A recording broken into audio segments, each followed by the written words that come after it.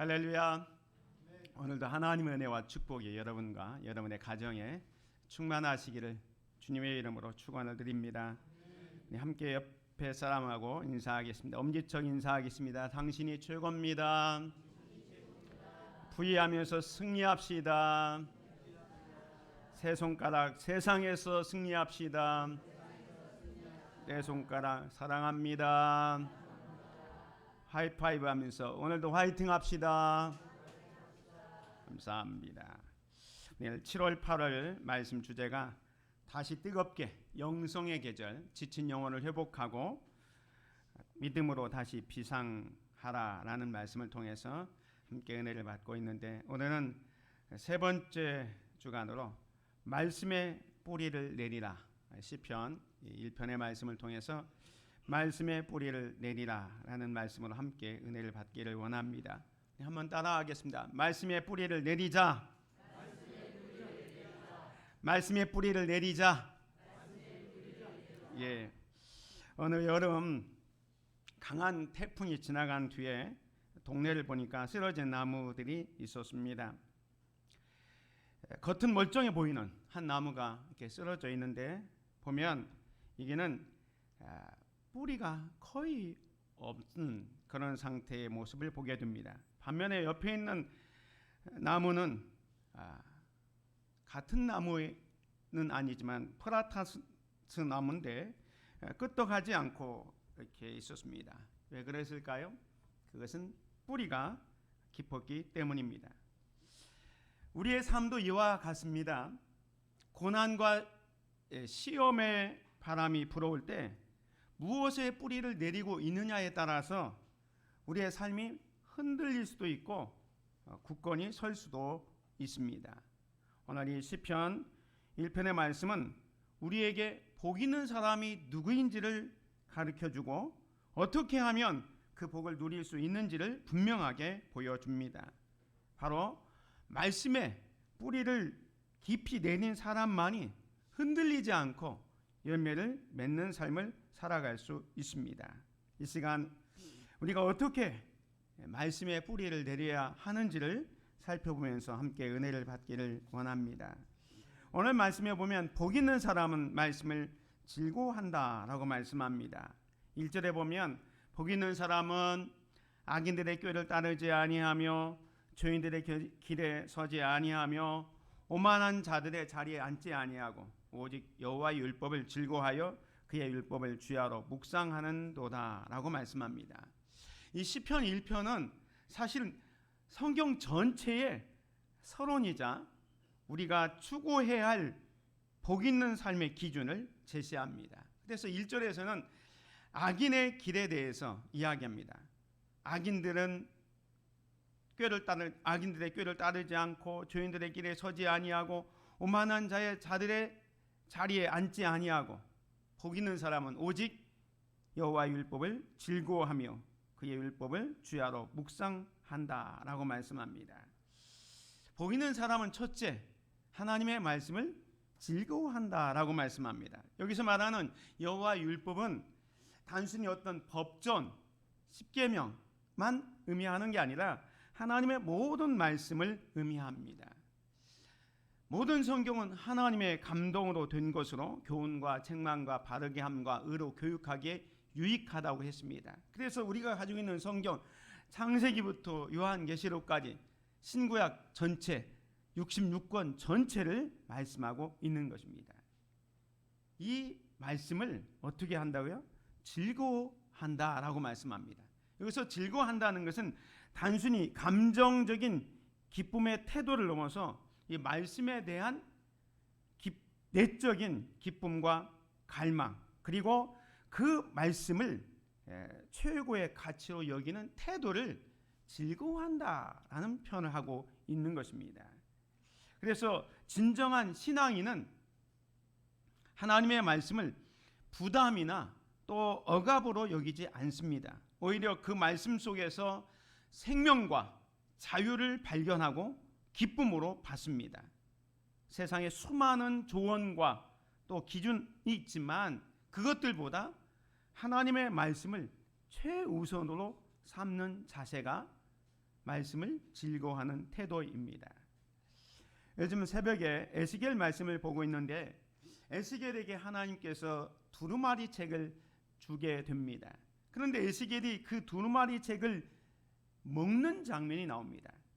에스겔 3장 2절에 보면 내가 입을 벌리니 그가 그 두루마리를 내게 먹이시며 내게 이르시되 인자야 내가 네게 주는 이 두루마리를 네 배에 넣으며 네 창자에 채우라 하시기로 내가 먹으니 그것이 내 입에 달기가 꿀 같더라 라고 말씀하고 있습니다. 하나님께서 에스겔에게 두루마리를 먹으라고 하는데 이 두루마리는 단순한 글이 아니라 하나님의 말씀을 의미합니다. 또한 에스겔이 감당해야 할 사명을 상징합니다. 이 에스겔은 말씀을 단순히 읽거나 듣는 것을 넘어서 자신의 여기 보면 뱃속에 창자에 채웠습니다.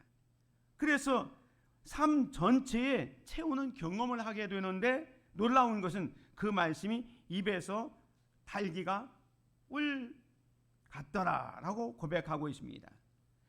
이 에스겔이 받은 하나님의 말씀의 내용은 사실은 이스라엘의 반역과 심판을 경고하는 무거운 것이었습니다. 그럼에도 불구하고 에스겔은 그 말씀 자체를 달게 여겼습니다. 하나님의 말씀은 그 내용이 때로는 우리가 느끼기에 무겁기도 하고 힘들더라도 이 하나님과의 교제 속에서 그 말씀을 받을 때 달게 느껴질 수 있습니다. 하나님의 말씀은 단순한 정보가 아니라 하나님의 마음과 뜻이 담긴 생명의 양식입니다. 에스겔은 그 말씀을 영혼 깊은 곳에 받아들였고 그것을 통해 하나님의 부르심에 반응할 준비를 갖추었습니다. 말씀은 우리를 변화시키고 그 말씀을 가까이 하는 자에게는 놀라운 은혜와 생명의 기쁨이 따릅니다. 그래서 그 말씀을 들을 때에 말씀을 대하는 자가 이 에스겔처럼 꿀처럼 달게 여겨지는 것입니다. 오늘 저와 여러분들도 하나님의 말씀을 읽을 때 정말로 달기가 꿀처럼 그렇게 여겨지는 귀한 삶을 살기를 주님의 이름으로 축원을 드립니다. 그러나 어떤 사람은 하나님의 말씀을 들을 때에 부담으로 여겨지는 사람들이 있습니다. 이 창세기 19장 14절에 보면 아브라함의 조카 롯이 살고 있는 소돔과 고모라 땅이 하나님의 심판으로 인해서 징계받을 것을 롯이 천사들을 통해서 알게 됩니다. 그래서 이 롯이 자기 식구들을 구원하기 위해서 그 식구들에게 가서 이 땅, 즉 소돔과 고모라가 하나님의 심판이 임할 것이니까 이 도시를 떠나라라고 얘기합니다. 14절입니다.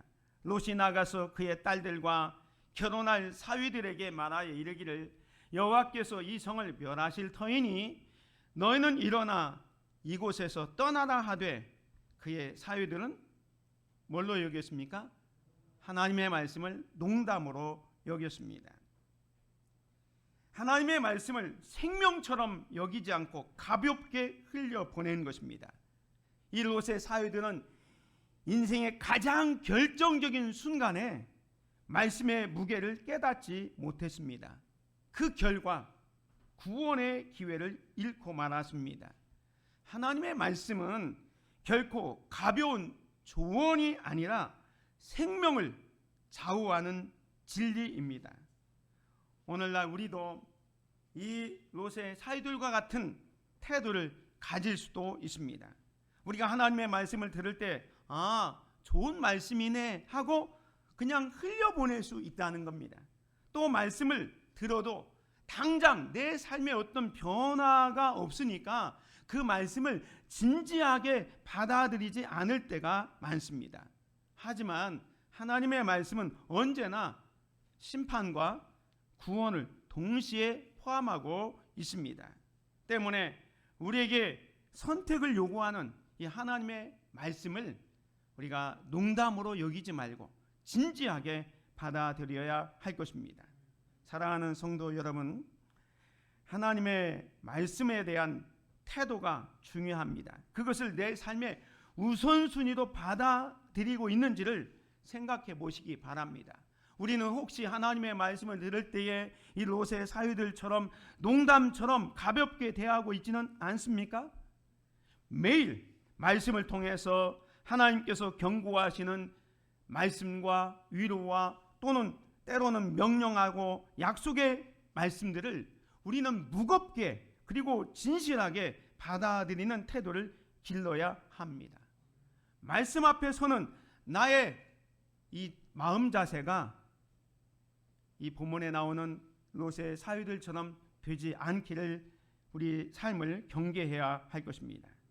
하나님의 말씀에 대한 태도는 사느냐 죽느냐 가르는 중요한 기준이 되는 겁니다. 에스겔처럼 하나님의 말씀을 들을 때 마치 꿀처럼 달게 여기고 그것을 자신의 내면 깊숙이 받아들이는 자는 하나님의 쓰임을 받게 되지만, 말씀을 농담처럼 여기는 자들은 하나님의 역사에서 제외되고 하나님의 심판의 현실 앞에 설 수밖에 없습니다. 하나님의 말씀은 생명입니다. 하나님께서 우리에게 주신 말씀은 때로는 경고이고 때로는 위로이고 그렇지만 항상 진리입니다. 그것을 얼마나 진지하게 얼마나 기쁘게 받느냐에 따라서 우리의 영적인 운명이 달라질 수 있다는 겁니다. 오늘날 우리는 하나님의 말씀을 어떻게 받고 있습니까? 그저 지나가는 이야기처럼 여기고 있지 않습니까? 아니면 너무 익숙한 말씀이니까 그 무게를 잃어버리고 있지는 않습니까? 아까 말씀드린 것처럼 에스겔처럼 꿀처럼 달게 여기고 그 말씀을 내 삶에 채워 보시기를 바랍니다. 그리고 그 말씀이 명령하는 대로 순종하며 살아가는 사람이 됩시다. 롯의 사위들처럼 하나님의 경고의 말씀을 농담처럼 여기는 그런 일이 없도록 저와 여러분들이 말씀을 대하는 태도가 더욱 진지하시기를 주님의 이름으로 축원을 드립니다. 두 번째로 복 있는 사람은 말씀을 묵상합니다. 오늘 1절 2절 다시 보면 복 있는 사람은 해놓고 2절에 오직 여호와의 율법을 즐거워하며 그의 율법을 주야로 묵상하는도다 라고 말씀합니다. 여기서 묵상하다는 말씀은 히브리 말로 하가라는 단어인데요, 작게 중얼거리다, 반복하다는 뜻입니다.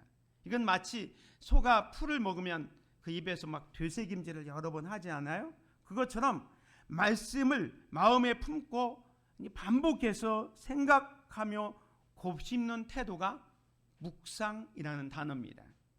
그 말씀을 단지 그냥 문자적으로 읽는 것에 그치지 않고 그 말씀이 내게 무엇을 말씀하는지, 내 삶에 어떻게 적용될 수 있는지를 깊이 생각하는 과정입니다. 그래서 내 영혼 깊이 뿌리 내리는 과정이 이 묵상이라고 할 수가 있는 것입니다. 그래서 여러분이 말씀을 묵상한다는 것은 그냥 하루에 한 절이라도 괜찮습니다. 한 절이라도 깊이 그것을 또 되씹으면서 이 말씀이 나에게 무엇을 말씀하시는지를 생각하는 거예요. 그리고 그 말씀대로 살아가는 삶의 태도가 묵상이라는 말씀입니다. 그래서 여러분이 말씀을 깊이 묵상할 때 그 말씀은 우리의 생각과 감정을 지배하기 시작합니다. 그래서 혼란스러운 상황 속에서도 우리는 올바른 선택을 하게 만들고 또 상처받은 감정이 치유되고 회복되는 놀라운 역사가 있게 되는 것입니다. 그래서 말씀을 들을 때에 말씀을 묵상하는 태도가 중요합니다. 신약 성경에 보면 바울이 전도하다가 이 베르야 지방에 가서 복음을 전한 적이 있습니다. 근데 이 베르야 사람들은 말씀을 아주 특별하게 듣는 습관이 있었습니다. 사도행전 17장 11절에 보면 베르야에 있는 사람들은 데살로니가에 있는 사람들보다 더 너그러워서 간절한 마음으로 말씀을 받고 이것이 그러한가 하여 날마다 성경을 상고함으로라고 말씀합니다. 이 베레아 사람들은 바울이 전해주는 설교, 말씀을 그냥 듣고 좋은 말씀이다 믿음으로 받아들였을 뿐만 아니라 그것이 참된 진리인지 날마다 성경을 상고했다라고 말씀하고 있는 겁니다. 이것은 단순한 수용이 아니라 간절함과 분별력을 가진 신앙의 태도를 보여주는 겁니다. 이 태도가 바로 오늘 시편 1편에 있는 복 있는 사람의 모습과 같은 것입니다. 여호와의 율법을 즐거워하고 주야로 묵상하는 자. 그래서 마치 물가에 심겨진 나무처럼 시절을 쫓아 열매를 맺고 그 잎사이가 마르지 않는 복된 삶을 살아갔던 사람들이 베레아 사람들이었습니다. 사랑하는 성도 여러분, 하루에 단 몇 분이라도 시간을 정해놓고 말씀을 묵상하시기를 바랍니다. 설교나 큐티를 우리가 하잖아요. 설교를 듣기도 하고 여러분 개인적으로 큐티를 하지만 그냥 그 말씀을 깨닫는 것으로 지나치 말고 그 말씀을 깊이 묵상해서 이 말씀이 오늘 나에게 무엇을 말씀하고 있는지, 내 삶에 어떻게 적용해야 되는지를 생각하고 그 말씀도 살아가시기를 바랍니다. 그럴 때에 말씀의 열매를 풍성하게 맺게 될 것입니다. 우리 한국교회의 위대한 신학자였던 박형룡 목사님이 있었습니다. 이분은 조직신학이라고 해서 아주 위대한 책을 이제 우리 신학생들에게 남겨서 이분의 조직신학을 배우지 않는 분이 없습니다. 박형룡 목사님이 말씀을 묵상할 때마다 이렇게 성경을 소리내어서 이렇게 읽는 거예요. 반복해서 읽고 또 읽고 그럽니다. 그때 이제 제자들이 목사님 왜 성경을 그렇게 중얼거리며 읽으십니까? 라고 질문했어요. 그랬더니 이 박형룡 목사님의 대답은 이렇습니다. 말씀은 읽는 것이 아니라 어떻게 해요? 씹고 삼키고 피가 되어야 한다라는 말씀을 했습니다. 이 박형룡 목사님의 이 말씀은 이 묵상의 본질을 정확하게 꿰뚫고 있는 것입니다. 진짜 묵상은 뭐냐? 단순히 지식을 쌓는 것이 아니라 말씀을 내 존재의 일부로 만들어서 내 삶을 움직이는 동력이 되게 하는 것입니다. 그래서 말씀을 묵상할 때 우리는 하나님과의 깊은 교제를 경험하게 됩니다. 그래서 말씀이 살아 움직여서 우리의 마음을 만지고 우리의 영혼을 깨우는 경험을 하게 되는 것입니다. 사랑하는 성도 여러분, 말씀을 매일 묵상하는 시간을 가지시기 바랍니다. 아무리 바빠도 그 바쁜 일과를 잠시 멈추고 하나님의 음성에 귀 기울이고 그 말씀을 내 것으로 만들려는 그런 노력을 할 수 있는 저와 여러분이 되시기를 주의 이름으로 축원을 드립니다. 왜 이렇게 우리가 하나님의 말씀을 묵상해야 되냐면 그 말씀이 주는 유익이 있기 때문에 그렇습니다.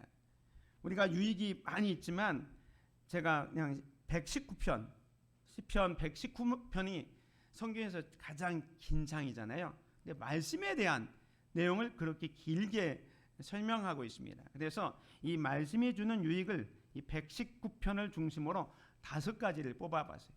첫 번째는 뭐냐면 이 말씀은 지혜와 명철을 얻게 합니다. 시편 119편 98절을 보면 주의 계명들이 항상 나와 함께 하심으로 그것들이 나를 원수보다 지혜롭게 하나이다. 내가 주의 증거들을 늘 읊조림으로 나의 명철함이 나의 모든 스승보다 나으며 주의 법도를 지킴으로 나의 명철함이 노인보다 나으니이다 라고 말씀합니다. 세상의 지식이나 경험만으로는 얻을 수 없는 깊이 있는 통찰력과 분별력을 하나님의 말씀은 제공합니다. 말씀을 통해서 우리는 옳고 그름을 분별하고 복잡한 상황 속에서 하나님의 뜻을 깨달아 올바른 결정을 내릴 수 있는 지혜를 바로 이 말씀 속에서 얻기 때문에 말씀을 묵상해야 된다는 겁니다. 두 번째로 말씀이 주는 유익은 뭐냐면 삶의 인도자와 빛이 되어주십니다. 시편 119편 105절에 보면 주의 말씀은 내 발의 등이요 내 길의 빛이니이다 라고 말씀을 하셨습니다. 말씀은 우리가 걸어가야 할 길을 밝혀주는 등불이자 빛의 역할을 합니다. 우리의 인생길은 때로는 어둡고 불확실하며 어디로 가야 할지 모르는 막막한 순간들이 있습니다. 그럴 때에 하나님의 말씀은 방황하지 않도록 올바른 방향을 제시하고 우리가 넘어지지 않도록 앞길을 비춰주는 등불이 됩니다. 말씀은 우리의 삶을 인도하는 정확하고도 또 신뢰할 수 있는 내비게이션과 같습니다. 세 번째 말씀이 주는 유익은 뭐냐면 위로와 소망을 줍니다. 49절에 보면 주의 종에게 하신 말씀을 기억하소서 주께서 내게 소망을 가지게 하셨나이다. 이 말씀은 나의 고난 중에 위로라. 주의 말씀이 나를 살리셨기 때문이다 라고 말합니다. 고난과 역경 속에서 하나님의 말씀은 우리에게 진정한 위로와 소망이 됩니다. 삶의 어려움과 슬픔 속에 마음이 지치고 낙심될 때 말씀은 우리에게 다시 일어설 힘을 줍니다. 말씀 속에 담긴 하나님의 사랑과 약속은 우리가 절망하지 않고 소망을 붙들 수 있도록 격려하고 위로가 됩니다. 그래서 우리는 말씀을 묵상해야 되는 것입니다.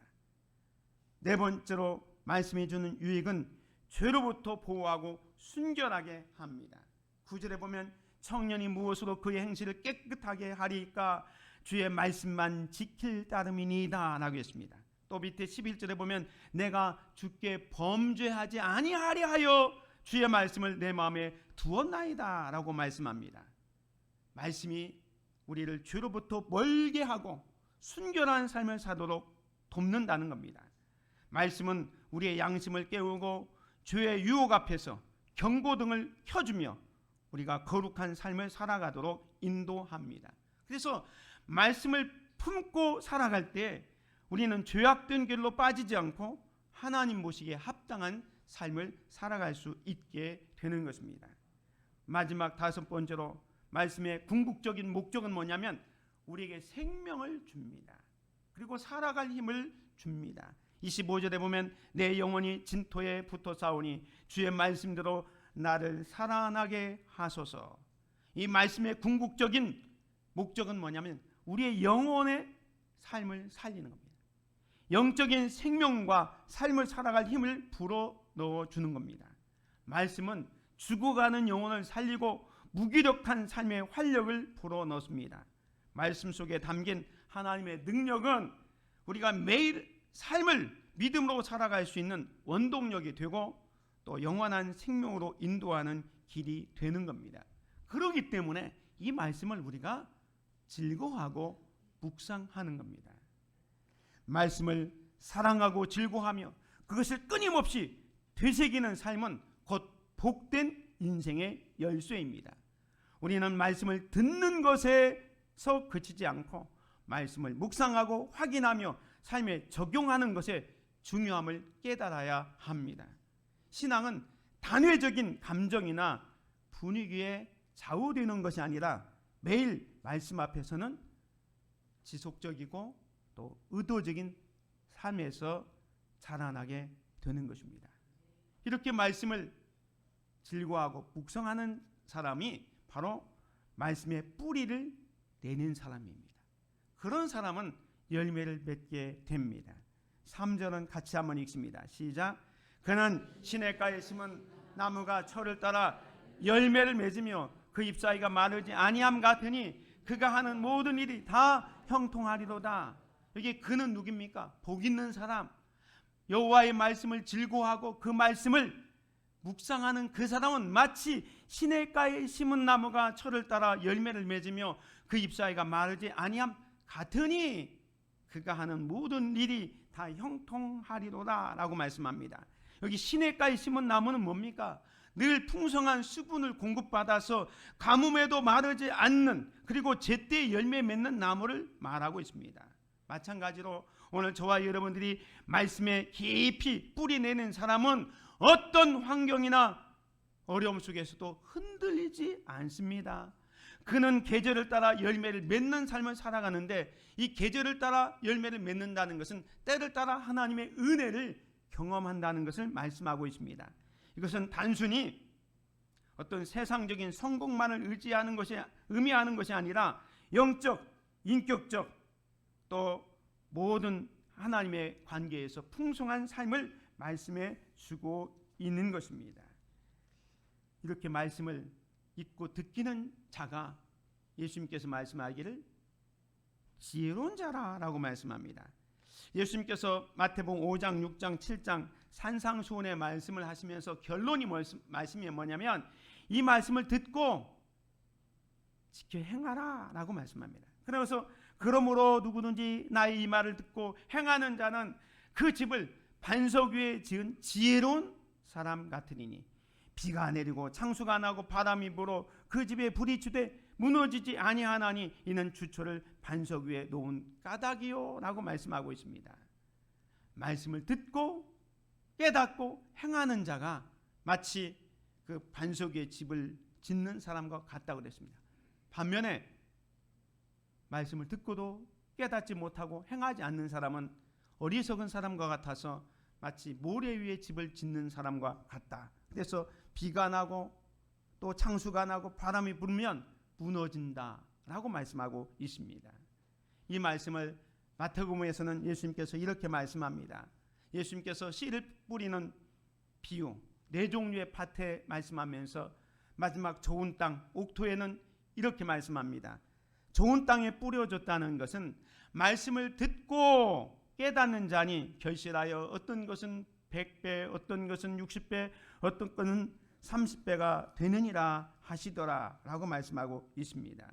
이 마태복음 13장에 보면 4종류의 밭에 대해서 말씀합니다. 말씀을 듣는 태도를 말씀하고 있죠. 첫 번째는 길가와 같은 마음이 있습니다. 이 길가와 같은 말씀은 뭐냐? 씨를 뿌릴 때 어떤 씨앗은 길가에 떨어진다는 겁니다. 그러면 조금 있다가 새들이 와서 그것을 씨앗을 먹어가 버려서 열매를 맺지 못하죠. 이거에 대해서 예수님께서 설명하기를 뭐라고 말씀합니까? 말씀을 듣고 깨닫지 못할 때에는 악한 자가 와서 그 마음에 뿌려진 것을 빼앗아 간다. 그래서 열매를 맺지 못한다라고 말씀합니다. 또 농부가 씨앗을 뿌릴 때 어떤 씨앗은 돌밭에 떨어진다 그랬어요. 돌밭에 떨어지는 것은 이 뿌리가 깊지 못해서 말라버리는 것을 말씀합니다. 그래서 말씀을 받고 즉시 기쁨으로 받되 뿌리가 없어 환난이나 박해가 일어날 때에는 넘어진다. 그래서 열매를 못 맺는다라고 말씀합니다. 세 번째는 가시떨기에 떨어지는 씨앗이 있죠. 이때는 말씀을 듣긴 들어요. 근데 삶에서 세상의 염려, 재물의 유혹 때문에 말씀대로 살아가려고 하지 않아. 그래서 말씀이 막혀서 결실하지 못한다라고 말씀합니다. 그러나 마지막 좋은 땅에 떨어졌다는 이 씨앗은 어떻게 합니까? 말씀을 듣고 깨닫는 자니 결실하여 100배, 60배, 30배의 열매를 맺는다라고 말씀하고 있습니다. 이게 예수님께서 주셨던 그 씨를 뿌리는 자의 비유에서 4종류의 밭의 마음 상태입니다. 사랑하는 성도 여러분, 여러분은 지금 여러분의 마음밭은 어떤 밭입니까? 길가입니까? 아니면 돌짝밭입니까? 아니면 가시떨기입니까? 아니면 좋은 땅에 떨어졌습니까? 이 좋은 땅은 말씀을 듣고 깨닫는 자입니다. 그래서 계시록 1장 3절에 보면 같이 한번 읽습니다. 시작. 이 예언의 말씀을 읽는 자와 듣는 자와 그 가운데 기록한 것을 지키는 자는 복이 있나니 때가 가까움이라. 말씀을 읽고 듣고 그 가운데 기록된 것을 지키는 자가 복이 있다.